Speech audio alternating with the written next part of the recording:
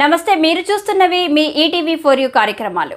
వేలం రద్దు చేయాలని సింగరేణి కంపెనీకి నామినేషన్ పద్ధతిలోనే ఇవ్వాలని తెలంగాణ రాష్ట్ర వ్యాప్తంగా భారత కమ్యూనిస్ట్ పార్టీ ఏఐటీసీ ఆధ్వర్యంలో 5వ తేదీ నుండి పోరాట కార్యక్రమాలు చేయాలని నిర్ణయించడం జరిగింది.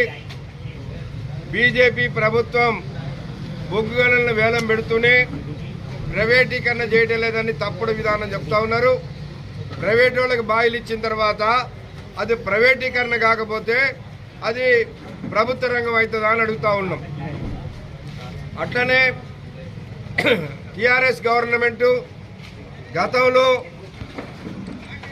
ఈ యొక్క ఎంఎండిఆర్ అనే మార్పు చట్టానికి మద్దతు ఇచ్చి బొగ్గనులు ప్రైవేటుకి వేలం వేయడానికి పార్లమెంట్లో అనుమతి ఇచ్చి ఇక్కడ వేలంలో పాల్గొనొద్దని సింగరేణికి ఆదేశించారు.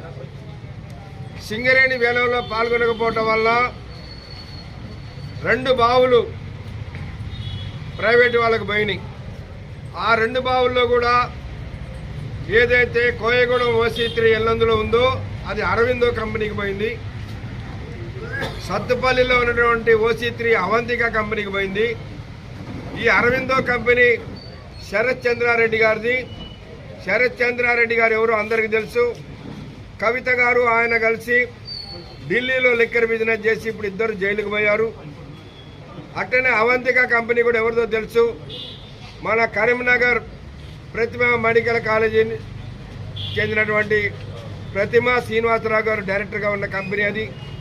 అంటే వాళ్ళకి ఇప్పించుకోవడానికే సింగరేణిని వేలంలో పాల్గొనకుండా చేశారు.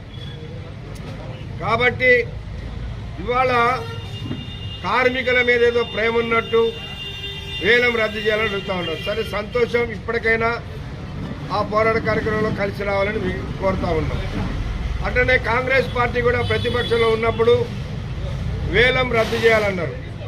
కానీ వేలం రద్దు చేయాలన్న కాంగ్రెస్ పార్టీ హైదరాబాదులో బొగ్గలలో వేలం పాట పెడితే రాష్ట్ర డిప్యూటీ ముఖ్యమంత్రి గారే స్వయంగా దానిలో పాల్గొన్నాడు. కాబట్టి ఈ 2 నాలికల విధానం పోవాలి.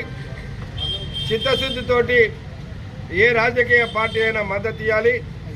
విశాఖ స్టీల్ ఫ్యాక్టరీ ఎట్లయితే అన్ని రాజకీయ పార్టీల కార్మిక సంఘాల మద్దతు తీసుకొని అక్కడ గుర్తింపు సంఘం ఏఐటీసీ పోరాడి వాళ్ళు సాధించుకోగలిగిందో